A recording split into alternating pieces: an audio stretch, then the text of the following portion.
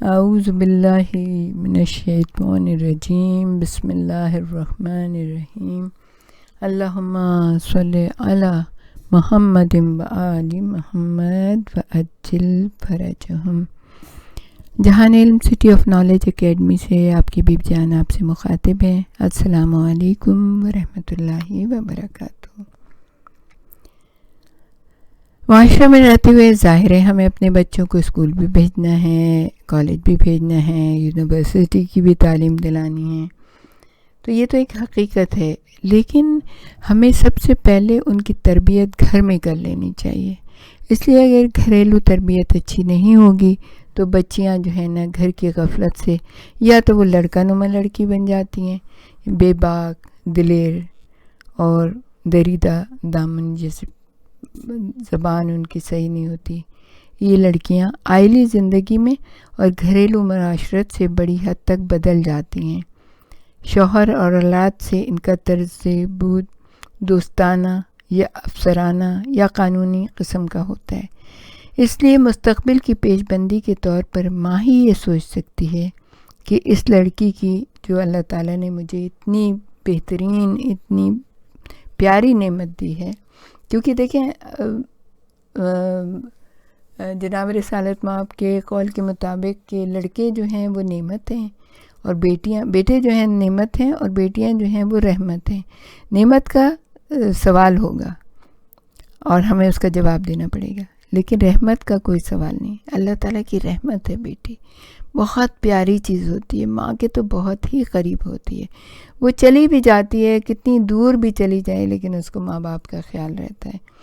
تو بچیوں کو بہت ہی بہترین طریقے سے پرورش دینی چاہیے، ان کے نسوانی حس کو ان کے اندر قائم رکھنا چاہیے کہ وہ لڑکا نہیں ہے، وہ لڑکوں سے مختلف ہیں، اور پھر معاشرتی رجحان، فکری، دینی اور اخلاقی مزاج ان کو کس طرح سے دیا جائے، کیونکہ وہ اپنے آپ کو کس طرح قابو میں رکھیں۔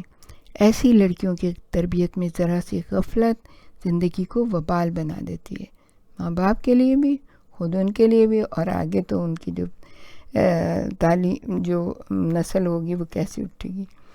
تو ان کو ضرور بالضرور مائیں بھی پڑھیں، یہ توضیح المسائل، مسائل کے حل ان کو بتائیں۔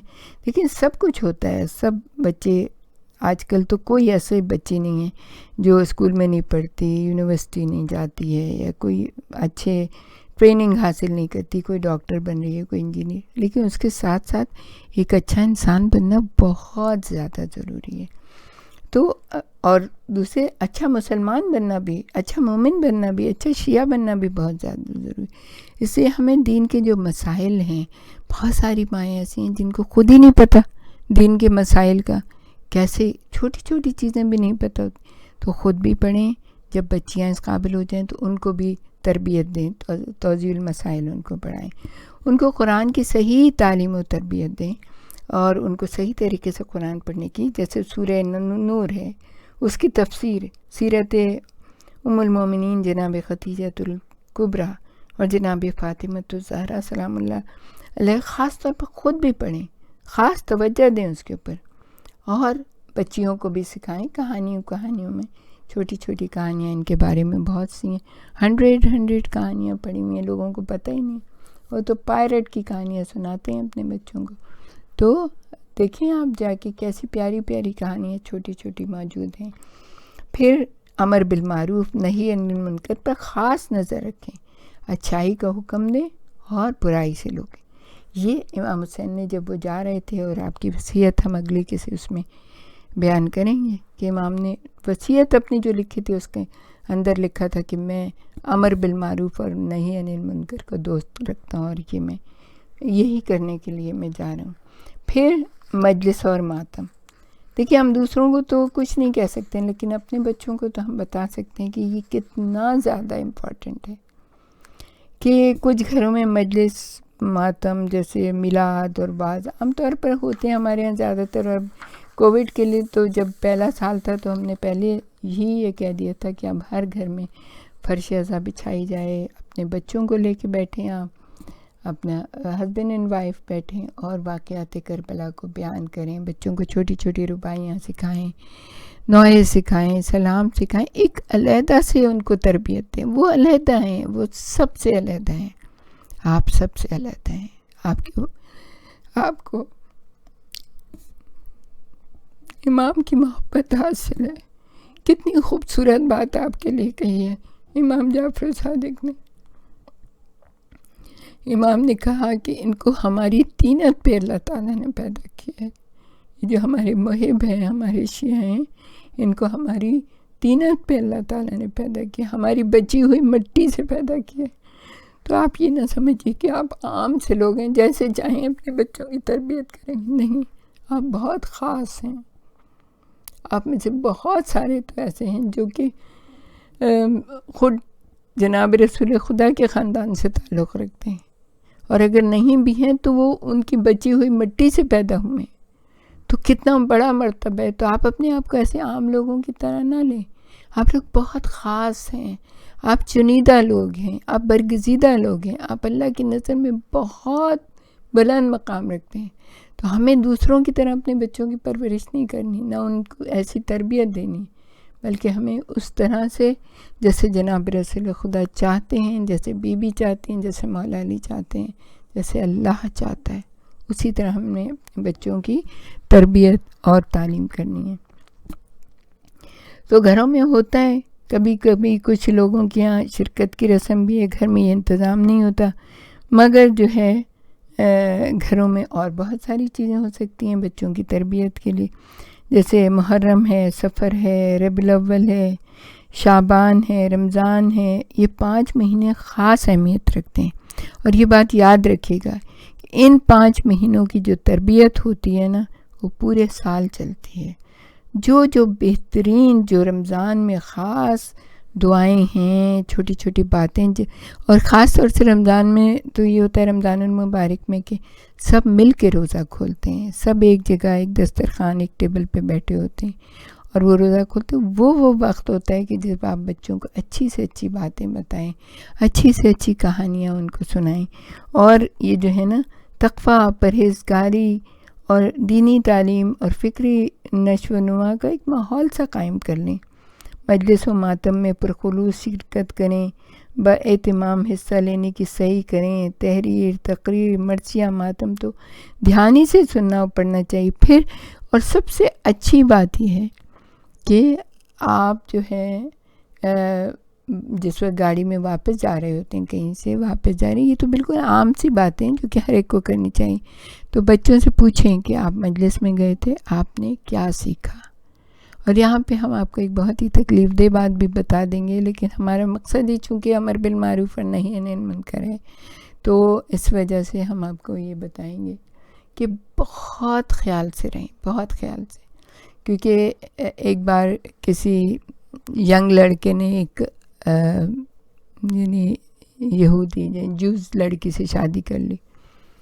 تو ان کے جو چچا آئے وہاں سے پاکستان سے، تو انہوں نے پوچھا کہ بھئی تمہارے اماں ابا نے تو تمہیں اتنی اچھی تربیت دی، ہر روز یعنی کہ مسجد لے کے جانا، نماز پڑھوانا، مجلس ماتم میں برابر سے شرکت کرنا، اور کیا کہتے ہیں رمضان میں بھی امام بارگاہ لے کے جانا، روزہ کھولنا، یعنی ہر عمل کیا. پھر اعلیٰ سے اعلیٰ تمہیں تعلیم دلوائی اتنی بہترین.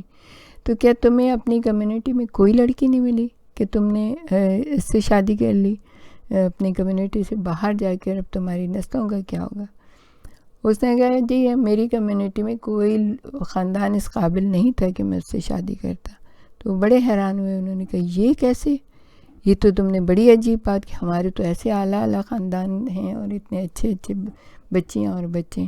تو اس نے کہا جناب جب ہم مجلس سے اٹھ کے آتے تھے یا مسجد سے، تو ہمارے ابا جو ہیں وہ مردوں کی برائی کر رہے ہوتے تھے کہ وہ ایسا ہے ایسا ہے ایسا ہے، اور ہماری اماں جو تھیں وہ اس کے جواب میں خواتین کی برائیاں کر رہی ہوتی کہ وہ ایسی ہیں وہ ایسی ہیں.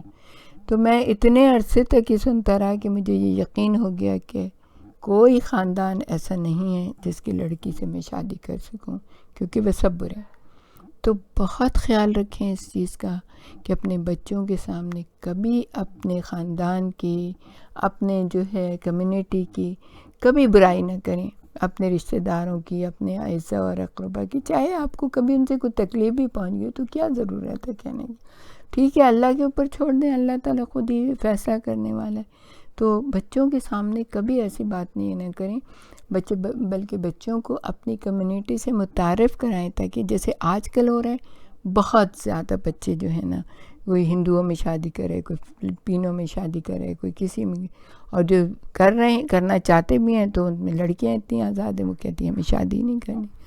تو بڑے مسائل ہیں جو ہیں دنیا میں، بڑے مسائل ہو رہے ہیں ہماری کمیونٹی میں، تو بہت ویجیلنٹ رہیں آپ، بہت خیال رکھیں اس چیز کا کہ بچوں کے سامنے ہمیشہ دوسروں کی تعریف کریں، دوسرے خاندانوں کی تعریف کریں، ان سے اچھا، اگر آپ نے اچھا برتاؤ رکھا تو لازمی بات ہے لوگ بھی آپ سے اچھا برتاؤ رکھیں گے، کسی کو کیا ضرورت پڑی ہے، کوئی زبردستی تو نہیں کسی کے پیچھے لگتا نا۔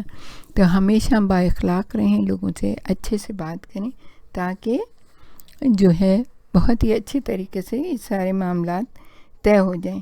پھر جو ہے اگر یہ لڑکیاں بچیاں 2 مہینے تک شہادت امام اور تاریخ کربلا پر غور کر لیں گی تو بڑے اچھے نتائج برآمد ہو سکتے ہیں۔ کربلا ہماری ہر طرح کی رہنما ہے۔ ربیع الاول حضرت خاتم الانبیاء سے خصوصی نسبت رکھنے والا مہینہ ہے۔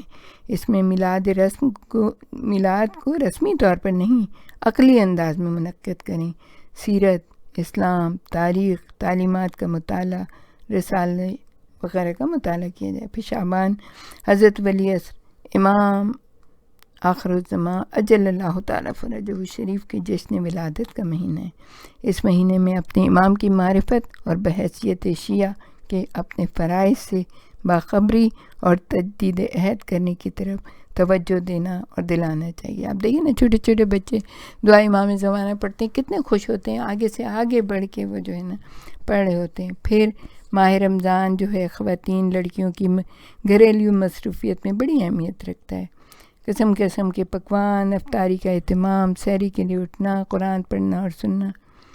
اگر اس موقع پر خاندان کی بزرگ اور پڑھی لکھی لڑکیاں ذرا سی توجہ دیں تو بچوں کی نفسیات کی جلا، تقوی کی جانب بڑھنے، توبہ کرنے، دل کو قابو میں رکھنے، غریبوں کی خبر گیری اور بے شمار پہلوؤں کی دیکھ بھال کی جا سکتی ہے۔ فکری تربیت کے یہ بہترین مہینے محرم، رمضان، سفر میں اچھے گھر، پاک ضمیر گھر والے پہچانے جاتے ہیں۔ تعلیم یافتہ خوشحال گھروں کو ان دنوں اپنے فرائض پر توجہ دلانا ماں کا فریضہ ہے، اور ایسے ہی گھرانوں کی تعریف قرآن مجید میں کی گئی ہے کہ ایسے گھروں میں ذکر خدا کی گونج رہتی ہے۔ تو ہمارے ساتھ ہی رہیے گا، ہم آپ کو اور بھی بہت کچھ بتانا چاہیں گے۔ وآخر دعوانا ان الحمد للہ رب العالمین۔ اللہم صلی علی محمد وآل محمد وعجل فرج۔